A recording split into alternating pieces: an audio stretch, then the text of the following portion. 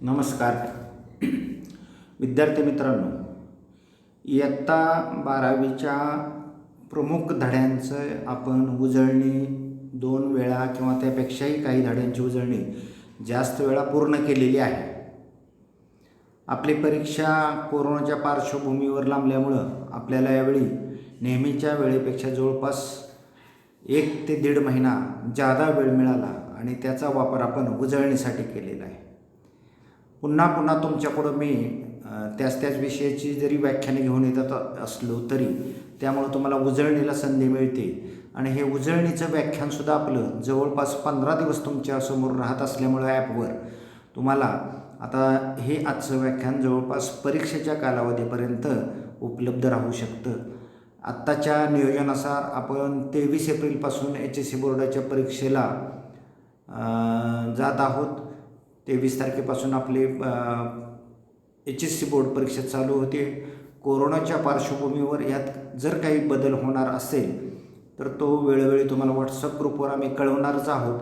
पण बहुतांशी आता आपली परीक्षा नेहमीच्या प्रचलित ऑफलाईन पद्धतीनेच होणार हे सरकारने जाहीर केलेलं आहे.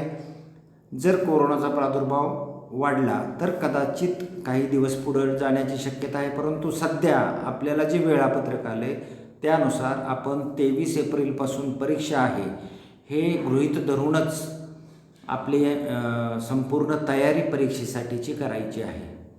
आता आजच्या या उजळणीला सुरुवात करण्यापूर्वी मला आणखी एक गोष्ट सांगायची की आपल्यातील बऱ्याच विद्यार्थ्यांनी जर्नल अर्थात प्रात्यक्षिक वह्या अजून व्यवस्थितरित्या पूर्ण केलेल्या नाहीत.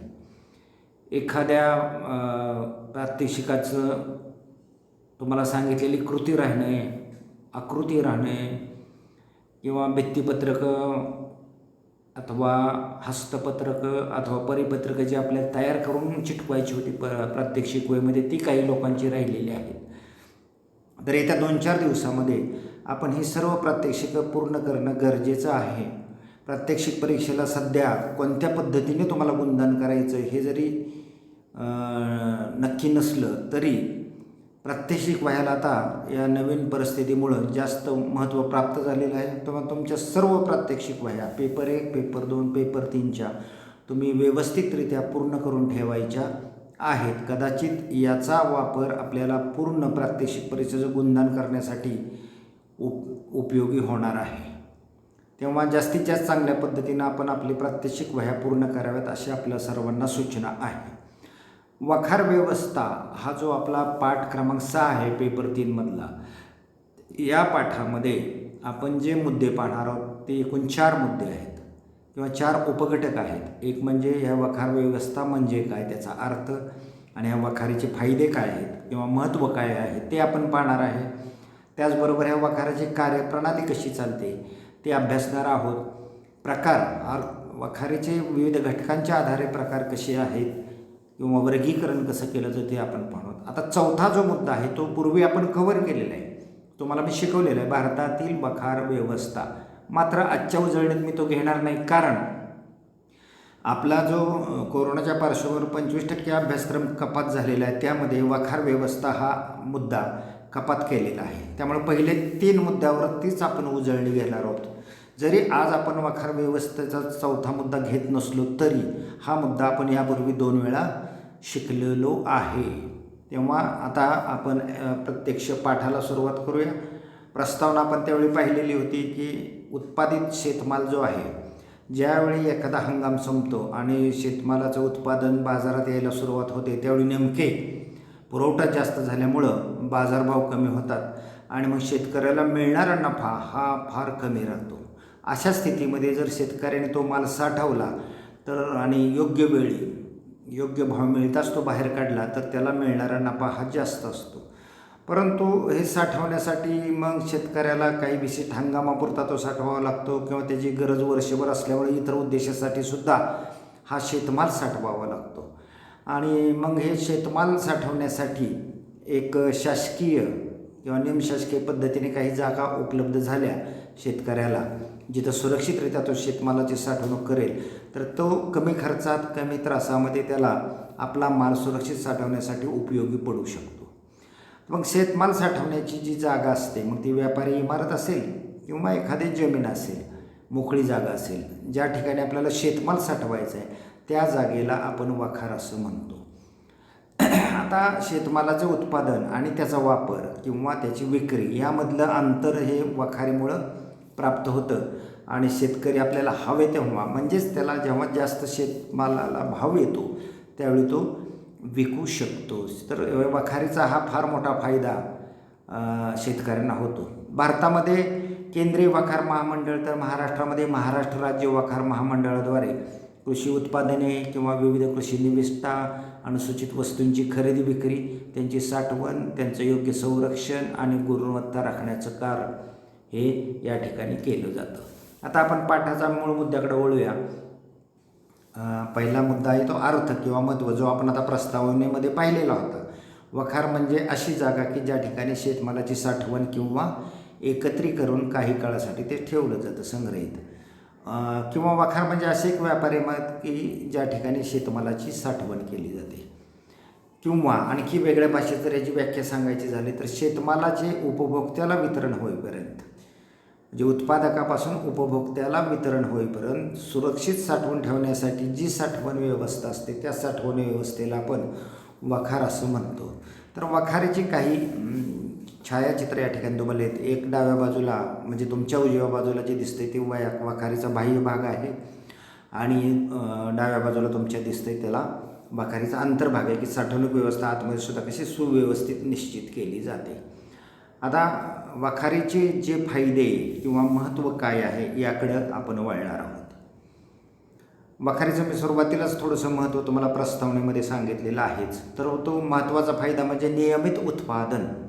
वखारीत साठवणुकीची व्यवस्था असल्यामुळं शेतमालाला किंमत येईपर्यंत आपण साठवू शकतो. थोडक्यात मालाची मागणी भविष्यात वाढेल याचा अंदाज करून शेतीमालाचे उत्पादन आपण वर्षभर चालू ठेवू शकतो आणि चालू ठेवून ते वर्षभर मग आपण ह्या वखारीमध्ये साठवू शकतो. कारण आपल्याला माहिती झालं की आता हमी जेव्हा आपण भाव येईल त्यावेळी ते विकणार आहोत आणि तोपर्यंत साठवणुकीची, सुरक्षितरित्या साठवणुकीची हमी शेतकऱ्याला मिळत असल्यामुळं तो वरचेवर उत्पादन चालू ठेवू शकतो. त्यानंतर वेळेचा सदुपयोग हा दुसरा फायदा आहे. शेतीमालाचं उत्पादन आणि उपभोक्त्याकडून त्याचा उपयोग यामध्ये जे विशिष्ट अंतर असते ते वखारीत साठवणुकीमुळे सुसह्य होतं आणि उपभोक्त्याकडून मागणी आल्यानंतरच पाहिजे तेव्हा शेतमाल आपल्याला विकता येतो. त्यामुळे शेतकऱ्याचा आर्थिक फायदा खूप होतो. तर अशा दृष्टिकोनातून वेळेचा सदुपयोग शेतकऱ्याला करता येतो. तिसरा जो प्रमुख फायदा वखारीचा आपल्याला सांगता येईल तो म्हणजे वेळेचा अतिरिक्त शेतीमालाची साठवण. बऱ्याच वेळा शेतमाल प्रमाणापेक्षा जास्त उत्पादन होतं आणि असं उत्पादन तुम्हाला लगेच बाजारात न्यायचं झालं तर मग त्या उत्पादनाला माल जो आहे भरपूर आल्यामुळं भाव कमी मिळतो आणि भाव कमी मिळाला की नफा कमी मिळतो आणि मग शेतकऱ्याचा नफा कमी मिळाला तर त्याला अर्थार्जन कमी झाल्यामुळं त्याला कौटुंबिक जीवनामध्ये अर्थार्जन कमी राहतं आणि त्याचं नुकसान त्या ठिकाणी होतं. मग अशा अतिरिक्त झालेल्या शेतमालाची साठवण तो मागणी येईपर्यंत या वखारीमध्ये सुरक्षितरित्या करू शकतो. कारण वखारीमध्ये सर्व बाबींची काळजी घेतली जाते, सुरक्षितरित्या ते साठवण केली जाते, व्यवस्थित रचना केली जाते. किडी कीटकांपासून साठवणीत जे प्रमुख किडी कीटकांचा रोगांचा प्रादुर्भाव होतो त्यापासून त्याला संरक्षण दिलं जातं आणि विशेष म्हणजे साठवलेल्या मालावरती तुम्हाला तारण ठेवून ते कर्जही प्राप्त होऊ शकतं. तर अतिरिक्त झालेलं शेतमाल साठवण्याची सोय असल्यामुळं शेतकऱ्याचा नफा कमी होण्याचा प्रश्न या ठिकाणी म्हणजे प्रश्न येत नाही. त्यानंतर चौथा जो फायदा आहे तो म्हणजे किमतीत स्थैर्य प्राप्त होतं.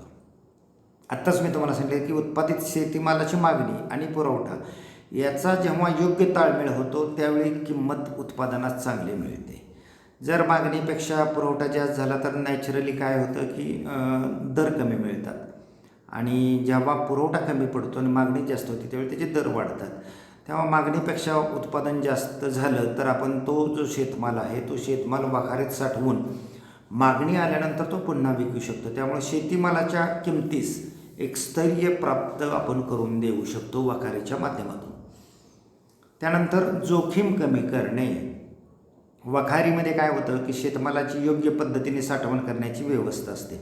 प्रतिकूल हवामानामुळे होणारे नुकसान, चोरीमुळे होणारं नुकसान, आगीपासून होणारं नुकसान या सर्व पासूनच्या संरक्षणाची हमी तुम्हाला वखारीमध्ये असते. त्या दृष्टिकोनातनं सोयीसुविधा त्या वखारीमध्ये केलेल्या असतात आणि साहजिकच त्यामुळं शेतकऱ्याची जी जोखीम आहे, मालाचं नुकसान होण्याची जर शक्यता आहे ती कमी होते आणि त्यामुळं शेतकऱ्याला एक जास्त फायदा पण होतो.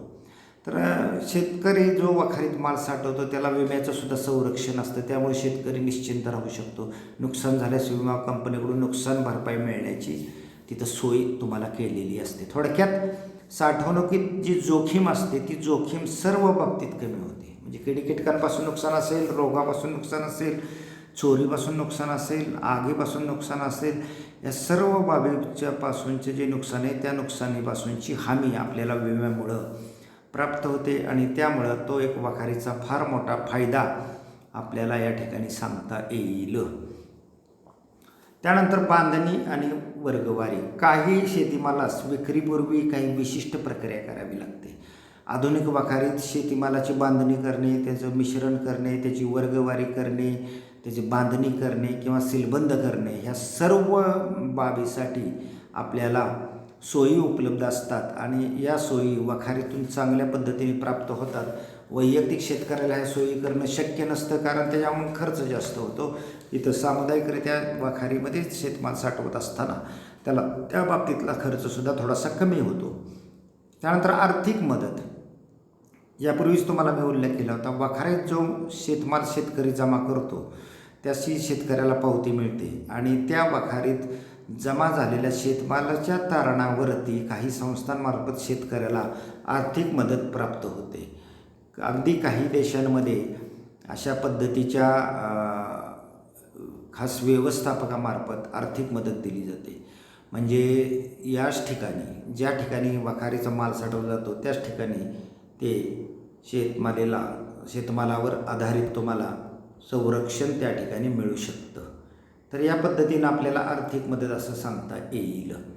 त्यानंतर पुढचा जो मुद्दा आपण पाहणार आहे तो म्हणजे या संदर्भातले काही कायदे काय आहेत. वखार महामंडळ कायदा 1962 नुसार भारतामध्ये वखारीचं कार्य म्हणजे वखारीची स्थापना आणि नियमन चालू झालेलं आहे आणि त्यामध्ये नंतर 1986, 1989 आणि 2001मध्ये सुधारणा करण्यात आल्या.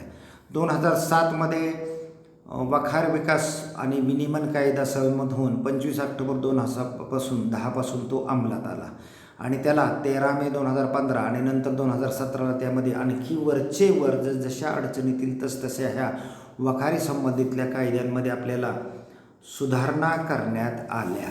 आता ह्या कार्यप्रणाली जी वखारीची आहे त्यामध्ये पुढचा जो मुद्दा आहे तो म्हणजे शेतमालाचा स्वीकार करणे किंवा शेतीमालाचा स्वीकार करणे. उत्पादकापासून किंवा उत्पादकाकडून साठवणुकीसाठी जो आलेला शेतमाल असतो तो माल स्वीकारून त्याचं योग्य पद्धतीनं वर्गीकरण वखारीमध्ये करावं लागतं आणि त्यानुसार त्याची साठवण केली जाते.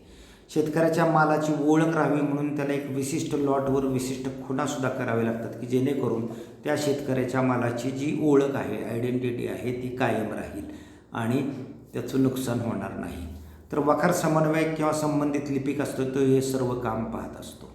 आलेल्या शेतमालाची नोंदणी करणे आणि वखार पावती देणे हे या प्रक्रियेतला वखारीच्या कार्यप्रणालीतला आपला पुढचा मुद्दा आहे. तर वखारीत स्वीकारलेल्या शेतमालाची व अन्य उत्पादनाची विविध पद्धतीने नोंदवहीमध्ये नोंद करावी लागते आणि उत्पादकास त्यानंतर त्याची पोचपावती द्यावी लागते. म्हणजे त्याचा माल किती आला, तो वजनात असेल, पोत्याच्या स्वरूपात असेल, त्याची पोचपावती त्याला द्यावी लागते, म्हणजेच त्याला वखार पावती द्यावी लागते. आणि हीच वखार पावती पारक्रम्य लेख असून तिच्या तारणावरती बँकेकडून किंवा विविध पतसंस्थांकडून, विविध आर्थिक संस्थांकडून त्या शेतकऱ्याला कर्ज प्राप्त होऊ शकतं कमी व्याजदरावरती. म्हणजे तारण म्हणून त्या पावतीचा, वखार पावतीचा उपयोग करता येतो. तर मिळालेली वखार पावती त्या दृष्टिकोनातनं शेतकऱ्याला महत्त्वाची असते आणि अशा पद्धतीचं कर्ज त्याला मिळाल्यामुळं तो आपला शेतमाल आणखी काही काळ त्या वखारीत ठेवू शकतो जोपर्यंत त्या शेतमालाला चांगला किंवा त्याच्या मनाजोगता भाव प्राप्त होत नाही. त्यानंतर वखारीत करायचा रसायनांचा वापर. वखारीत जो माल आपण साठवतो त्या मालाच्या आपल्याला विविध कीटकांपासून आणि रोगांपासून रक्षण करावं लागतं, विविध जीवांपासून त्याचं संरक्षण करावं लागतं. साठवणुकीमध्ये तुम्हाला ते प्रामुख्याने उंदराचा त्रास असतो, घुशीचा त्रास असतो, झुरळ आहे, वाळवी आहे, बुरशी आहे, सोंडकिडे आहेत, यासारख्या अनेक कीटकांचा तुम्हाला तुमच्या शेतमालाला हा प्रादुर्भाव होत असतो. त्यामुळे शेतमालाची जी प्रत आहे, गुणवत्ता आहे, ती कमी होऊ शकते आणि त्याच्या उत्पादनावरती आणि मिळणाऱ्या दरावरती सुद्धा त्यामुळं परिणाम होऊ शकतो. त्याच्यापासून मालाच्या रक्षणासाठी काही औषधाची धुराळणी करणे, फवारणी करणे, धुरीकण करणे या गोष्टी आपल्याला करायच्या असतात. हे करताना रासायनाचा त्या साठवलेल्या शेतमालावरती विपरीत परिणाम होणार नाही, त्याचे खाद्याच्या दृष्टिकोनातून कोणतीही अपायकारक बाब होणार नाही याची काळजी आपल्याला त्या ठिकाणी घ्यायची असते. थोडक्यात प्रतिबंधक आणि उपचारात्मक पद्धतीनं कीटकांचा आपल्याला नैनाट करावा लागतो आणि शेतमालाचं होणारं जे नुकसान आहे ते नुकसान आपल्याला टाळावं लागतं. यासाठी योग्य वेळी आपल्याला त्या साठवलेल्या शेतमालाचं जे निरीक्षण आहे किंवा सुपरविजन जे आहे ते त्या प्रमुखाने करणं भाग असतं, व्यवस्थापकाने करणं भाग असतं. तर अशा पद्धतीनं रसायनाचा वापर हा मुद्दा संपल्यानंतर पुढचा जो कार्यप्रणालीतला मुद्दा आपण पाहणार आहोत तो मुद्दा म्हणजे वित्तपुरवठा म्हणजेच अर्थपुरवठा. वखारीमध्ये जो शेतमाल आपण शेतकऱ्याचा साठवतो त्याची पावती आपण उत्पादकास किंवा त्या संबंधित शेतकऱ्यास देत असतो आणि ही पावती परक्राम्य लेख म्हणून वापरत असल्यामुळं त्याला बँकेकडून कर्ज प्राप्त होऊ शकतं. जो कोणी शेतकरी असेल, उत्पादक असेल, त्याला ते कर्ज मिळू शकतं. साठवलेल्या मालावर उचल म्हणूनही शेतकऱ्यास विशिष्ट रक्कम मिळू शकते. त्याचा वापर तो त्याच्या नेहमीच्या कौटुंबिक खर्चासाठी करू शकतो आणि त्यामुळं त्याला जास्त काल माल साठवण्यासाठी कालावधी प्राप्त होऊ शकतो. शासनाने जे ठरवलेली किमान आधारभूत किंमत अथवा बाजार मूल्याची 75% रक्कम यापैकी जी रक्कम कमी असते ती शेतकऱ्याला उचलीच्या रूपात त्या ठिकाणी मिळू शकते. कर्जाचा परतफेडीचा कालावधी कर्ज जे आहे ते कर्ज मिळाल्यापासून ते किरकोळ विक्री किंवा सरळ ग्राहकास विक्री करून त्याच्या बाबतीमध्ये आपल्याला वित्तपुरवठा त्या करता येतो. साधारणतः कालावधी 1 वर्षाचा असतो. साठवलेल्या मालाचे उत्पादकाच्या सोयीनुसार टप्प्याटप्प्याने किंवा संपूर्ण मालाचे एकदम वितरण आपल्याला सुयोग्य पद्धतीने करता येतं. तर पुढचा मुद्दा जो आपला आहे या वखारीच्या कार्यप्रणालीतला तो म्हणजे उत्पादनाचे वितरण किंवा वाटप. तर साठवलेल्या मालाचे उत्पादकाच्या सोयीनुसार किंवा इच्छेनुसार टप्प्याटप्प्याने किंवा संपूर्ण मालाचं एकदम वितरण किंवा वाटप किंवा विक्री करता येते. मालाची विक्री वखारीतून वेगवेगळ्या माध्यमाद्वारे किरकोळ विक्रेत्याला किंवा सरळ ग्राहकाला करता येते. त्याच पद्धतीनं इंटरनेटच्या माध्यमातून सुद्धा ही विक्री आपल्याला करता येते. तर अशा पद्धतीनं वखारीची जी एकंदरीत कार्यप्रणाली आहे ती कार्यप्रणाली आपण पाहिलेली आहे. त्यानंतर जो तिसरा घटक आहे, महत्त्वाचा घटक आहे, तो म्हणजे वखारीचा प्रकार. तुम्हाला सुरुवातीला सांगितले. याच्यानंतरचा एक शेवटचा घटक होता 6.4 ते भारतीय वखार व्यवस्था. म्हणजे भारतामध्ये वखार व्यवस्था कोणती? भारतीय वखार महामंडळ असेल, महाराष्ट्र राज्य वखार महामंडळ असेल, महाराष्ट्र राज्य खाद्य निगम असेल, ह्या सर्व संस्थांचा अभ्यास आपल्याला यावर्षी कोरोनाच्या पार्श्वभूमीवर जो 25% अभ्यासक्रमात कपात केलेली आहे त्या कपातीमध्ये तो वगळलेला असल्यामुळं त्याच्याकडं आपण पाहणार नसल्यामुळं, कारण यापूर्वी आपण 2 वेळा तो तुम्हाला शिकवलेला आहे उजळणीत विनाकारण, तो आता तुमच्या डोळ्यासमोर तो परीक्षेला नसल्यामुळे द्यायची आवश्यकता नाही. त्यामुळे आता शेवटचा मुद्दा जो ठरणार आहे आपला तो या चॅप्टरमधला तो म्हणजे वखारीचे प्रकार. आता वखारीचे प्रकार जे आहेत किंवा वखारीचं जे वर्गीकरण आहे ते अनेक घटकांनुसार केलं जातं. हे सुरुवातीलाच तुम्हाला मी सांगितलेलं होतं. तर यातला जो पहिला घटक आहे ज्याच्या आधारावर आपण वखारीचे प्रकार पाहतो किंवा वखारीचं वर्गीकरण पाहतो ते म्हणजे मालकी तत्वानुसार प्रकार. तर मालकी तत्वानुसार वखारीचे खालील प्रकार अस्तित्वात आहेत. तर कोणते कोणते? एक म्हणजे खाजगी वखार. तर ही खाजगी जी वखार आहे या प्रकारची वखार कारखानदार किंवा एखाद्या व्यापाऱ्याच्या मालकीची असते आणि कंपनीद्वारे सुद्धा ते कार्यान्वित असते. अशा वखारीमुळं प्रामुख्यानं घाऊक अथवा किरकोळ विक्रेत्याच्या विक्री केंद्राजवळ, शेतकऱ्याच्या शेताजवळ किंवा कारखान्याजवळ ह्या बांधल्या जातात. ज्या व्यवसायात किंवा कंपनीत वस्तूची विशेष हाताळणी करावी लागते आणि साठवण मोठ्या प्रमाणात करावी लागते, अशा कारखान्यामध्येच त्यांची स्वतःची खाजगी वखार त्या ठिकाणी असते. मोठ्या कारखानदाराकडे अशा वखारीची देशभर जाळे असते. म्हणजे काही कारखानदार असतात, त्यांचं जी व्यवस्था आहे वाटपाची, वितरणाची संपूर्ण देशभर असते. त्यानुसार त्यांच्या गरजेनुसार, सोयीनुसार ठिकठिकाणी विभागवार किंवा राज्यवार त्यांना अशा पद्धतीचं देशभर वखारीचं जाळं करावं लागतं. त्यानंतर दुसरा जो वखारीचा प्रकार आपण पाहणार आहोत, तो वखारीचा प्रकार म्हणजे सार्वजनिक वखार. या वखारी ह्या व्यक्तिगत मालकीच्या असतात किंवा सहकारी संस्थांमार्फत सुद्धा चालवल्या जातात. सर्वसामान्य जनतेला, अगदी छोट्या व्यापाऱ्यालासुद्धा विशिष्ट मोबदल्याच्या बदल्यात आपला माल या ठिकाणी साठवता येतो, म्हणून त्याला सार्वजनिक वखार असं म्हटलं जातं.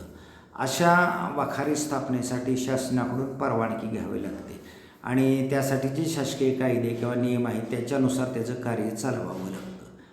शेतमालाच्या विपणनामध्ये सार्वजनिक वखारीची भूमिकासुद्धा खूप महत्त्वाची असते. अगदी लहान कारखानदार असेल, लहान शेतकरी असेल किंवा लहान व्यापाऱ्यांनासुद्धा कमी खर्चामध्ये साठवण सुविधा या ठिकाणी अशा प्रकारच्या वखाऱ्यामध्ये प्राप्त होतात. या वखाऱ्यामध्ये मालाची देवघेव करण्यासाठी, साठवणीसाठी आणि मालाच्या हाताळण्यासाठी योग्य प्रकारच्या सुविधा त्या ठिकाणी असतात. आणि या प्रकारच्या वखारी प्रामुख्यानं महामार्गालगत, रेल्वे स्टेशनजवळ किंवा जलमार्गाजवळ असतात. भारतीय केंद्रीय वखार महामंडळ आणि महाराष्ट्र राज्य वखार महामंडळ या सार्वजनिक वखारी यांच्यामार्फत चालवल्या जातात. तर अशा पद्धतीनं सार्वजनिक वखार सर्वार्थानं किंवा सर्व दृष्टिकोनातनं आपल्याला फायद्याच्या असतात. आता त्यानंतरचा जो प्रकार आहे, मालकी तत्वानुसार आपण प्रकार पाहतो आहे. खाजगी वखार हा पहिला प्रकार बघितला. सार्वजनिक वखार हा अतिशय उपयुक्त प्रकार आहे, तो दुसरा प्रकार आपण पाहिलेला आहे. आणि त्यानंतर तिसरा जो प्रकार आपण वखारीचा पाहणार आहोत मालकी तत्वानुसार, तो प्रकार म्हणजे शुल्कबंद अर्थात बॉन्डेड वखार, ज्याला इंग्रजीमध्ये आपण वेअर हाऊस असं म्हणतो वखारीला. आपल्याकडे बरेच लोक याला वेअर हाऊस असे संबोधतात इंग्रजी नावानेच. तर आयात केलेले जे माल आहे त्या मालावर आपल्याला सीमाशुल्क किंवा कस्टम ड्युटी भरावी लागते आणि ही कस्टम ड्युटी भरेपर्यंतच्या काळात साठवणुकीची सोय करण्यासाठी आपल्याला अशा प्रकारच्या शुल्कबंद किंवा बॉन्डेड वखारींचा उपयोग होतो. आणि यासाठी शासनाकडून परवाना घ्यायचा असतो किंवा तो शासनाकडून परवाना मिळतो. अशा वखारी शासनामार्फत चालवल्या जातात किंवा कस्टम यंत्रणेच्या अधिपत्याखाली सुद्धा ह्या असतात. सीमाशुल्क भरल्यानंतर संबंधित माल तुम्हाला तुमच्या ताब्यात मिळतो आणि संबंधित कस्टम यंत्रणा जे आहे त्या परवानगीशिवाय मालाचं निरीक्षण किंवा ताबासुद्धा तुम्हाला मिळत नाही. आयात आणि निर्यातदारांसाठी ह्या अशा प्रकारच्या ज्या वखारी आहेत त्या वखाऱ्या खूप फायद्याच्या असतात आणि टप्प्याटप्प्याने ते आयात शुल्क भरून तो आपला माल सोडवून घेऊ शकतात. सार्वजनिक वखारीप्रमाणे या ठिकाणी सर्व प्रकारच्या सोयी असतात. साठवणुकीमध्ये मालाची बांधणी करणे, वर्गवारी किंवा प्रतवारी करणे किंवा ब्रँडिंगच्या सुद्धा सोयी असतात. आणि ह्या वखारी ज्या आहेत प्रामुख्यानं एखादं बंदर किंवा विमानतळाजवळ किंवा विमानतळावरतीच बांधल्या जातात की जेणेकरून आयात निर्यात मालासाठी तिथं सोयीचं होईल.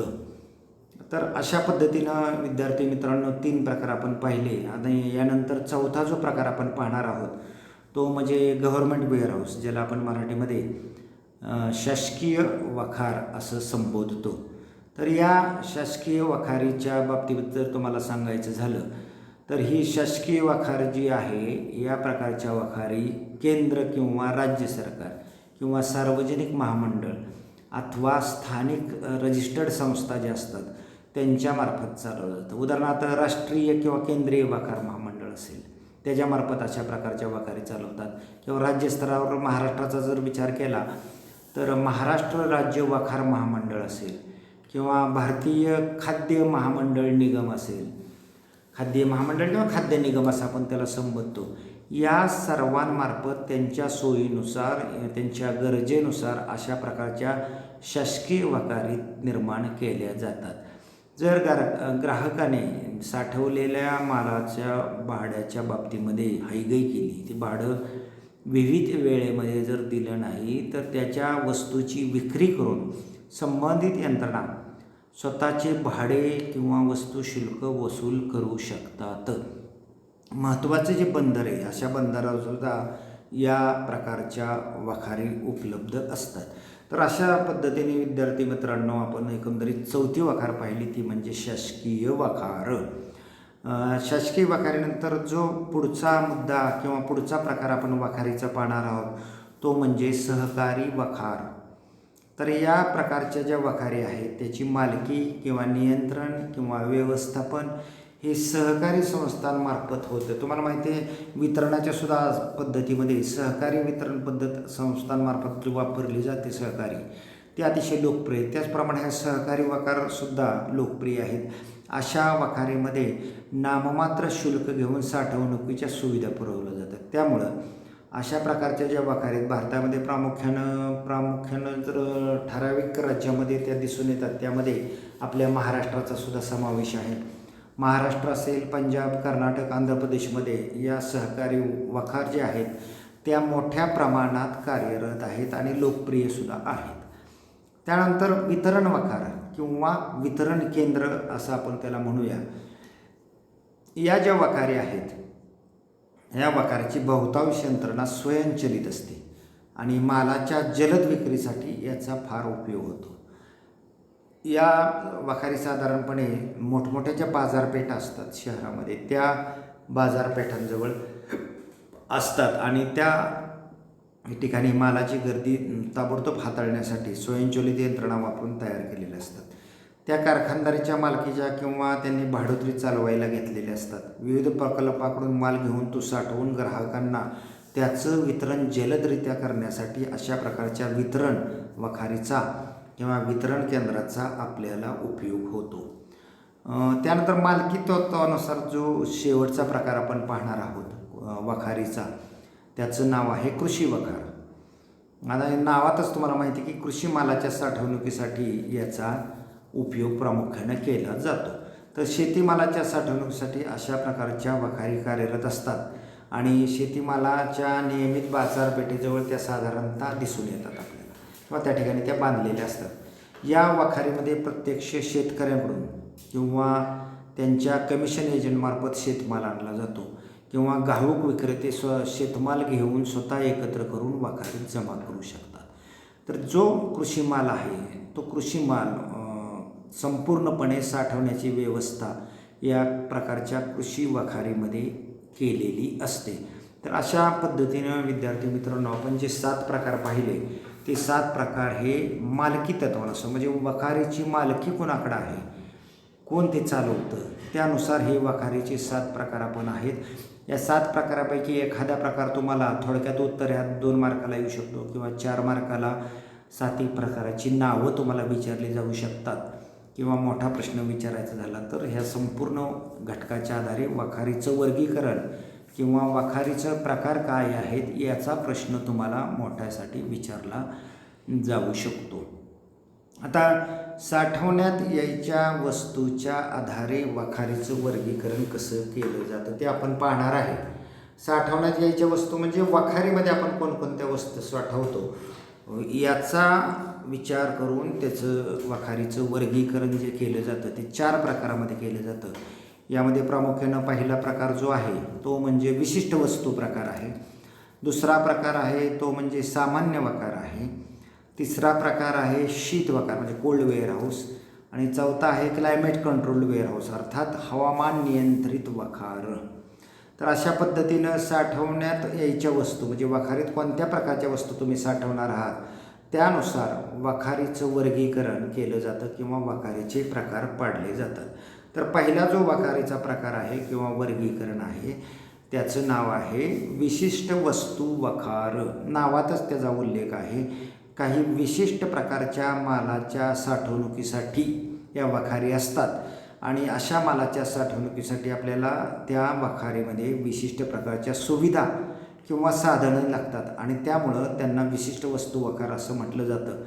उदाहरणार्थ आपल्याला धान्य पिकासाठी मोठ्या प्रमाणात धान्याचं उचलण्यासाठी इलेव्हेटर किंवा वाहक लागतो. पेट्रोल किंवा डिझेल यासारख्या साधनांची यासारख्या गोष्टींची तुम्हाला जर साठवणूक करायची असेल तर द्रव पदार्थाच्या साठवणुकीसाठी मोठ्या टाक्या असाव्या लागतात. त्यासाठी सुरक्षित व्यवस्था चांगली असावी लागते. त्यानंतर अशा मालाची साठवण करणाऱ्या ज्या वस्तू आहेत त्या विशिष्ट प्रकारच्या असतात आणि त्यांना विशिष्ट प्रकारची साठवण व्यवस्था लागते. ती साठवण व्यवस्था त्याची प्रत खालावू नये म्हणून आणि सुरक्षा कायम राहावी म्हणून ते विशिष्ट प्रकारची व्यवस्था त्यांना लागते. आणि अशा मालाच्या साठवणुकीसाठी ज्या वखारी आपण वापरतो त्या वखारींना या ठिकाणी आपण विशिष्ट वस्तू वखार असं म्हणतो किंवा संबोधतो. त्यानंतर दुसरा जो प्रकार आहे याच्या आधारे साठवण्यात यायच्या वस्तूच्या आधारे तो म्हणजे सामान्य वखार.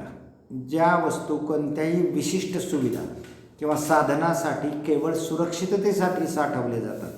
पाऊस असेल, तापमान असेल किंवा अन्य वारा असेल या घटकांपासून चोरीपासून साठवणूक करण्यासाठी केवळ सर्वसाधारण साठवणुकीसाठी अशा प्रकारच्या वस्तू अशा प्रकारच्या वखारी आपल्याला वापरता येतात. त्यांना आपण सामान्य वखार असं म्हणतो. अशा वस्तूच्या साठवण्यासाठी वापरण्यात येणाऱ्या ज्या वखारी आहेत त्या सामान्य वखारी किंवा दुसऱ्या भाषेत सांगायचं झालं तर साधारण वखारी असंही म्हणतो. तर या सामान्य किंवा साधारण का तर सामान्यपणे कोणत्याही विशिष्ट साधन सुविधेशिवाय या ठिकाणी आपल्याला साठवणुकीसाठी सामान्य साठवणुकीसाठी या वखारींचा उपयोग होतो म्हणून त्याला सामान्य वखार किंवा साधारण वखार असं आपण संबोधतो. त्यानंतर शीत वखार ज्याला आपण कोल्ड वेअरहाऊस असं म्हणतो.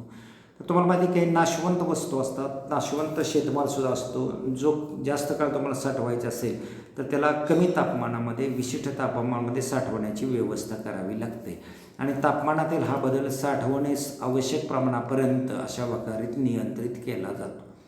या प्रकारच्या वखारीमध्ये प्रामुख्यानं भाजीपाला किंवा पालेभाज्या म्हणूया आपण, फळे, मासे आणि मांस यासारख्या वस्तू साठवतो आणि यासाठी शीत वखारीचा आपल्याला उपयोग या ठिकाणी होत असतो. तर शीत वखारीमध्ये प्रामुख्यानं नाशवंत वस्तूंचा साठा किंवा साठवण आपल्याला करावी लागते. त्याच्यामुळं कमी तापमान मेंटेन करून आपल्याला ह्या वस्तू जास्त काळ टिकवून ठेवता येतात किंवा त्याची जो जिवंतपणा आहे किंवा त्याचा जो विक्रीयोग्य गुणधर्म आहे ते आपल्याला कायम ठेवता येतात.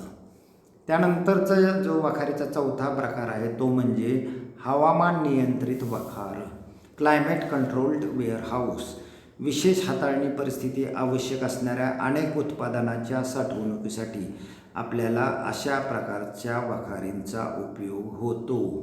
जसे की फ्रोझन उत्पादनं असतात किंवा नाजूक वस्तूंसाठी, फुलांसाठी आपल्याला आर्द्रता नियंत्रित करावी लागते, तापमान नियंत्रित करावं लागतं. असं वातावरण नियंत्रित करण्यासाठी त्या वखारीमध्ये विशिष्ट प्रकारच्या सोयीसुविधा आपल्याला त्या ठिकाणी शेतकऱ्याला किंवा त्या उत्पादकाला पुरवाव्या लागतात आणि त्यासाठीचा खर्चही थोडासा साठवण्याचा इतरच्या बाबतीमध्ये या वखारीमध्ये थोडा जास्त राहतो. परंतु अशा वखारीमध्ये तो जो माल आहे तो माल आपल्याला जास्त काळ साठवून ठेवता येतो. कोणताही प्रकारचा विपरीत परिणाम त्याच्या गुणवत्तेवर न होता मालाची साठवणूक करण्यासाठी हवामान नियंत्रित वखार जे आहेत त्या वखारीचा आपल्याला मोठ्या प्रमाणात उपयोग होतो.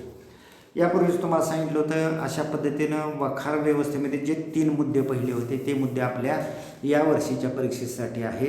आणि चौथा जो मुद्दा होता भारतातील वखार व्यवस्था जो तुमच्या स्क्रीनवरती या ठिकाणी दिसतो आहे तो मुद्दा या वर्षीच्या परीक्षेला नाही हे मी तुम्हाला यावर्षी व्याख्यान सुरू होण्यापूर्वीच सांगितलेलं आहे. यापूर्वी 2 वेळा या टॉपिकवर आपण व्याख्यान घेतले त्यावेळीही तुम्हाला सांगितलेलं आहे. त्यामुळे त्या मुद्द्याकडे आपण आता वळणार नाही.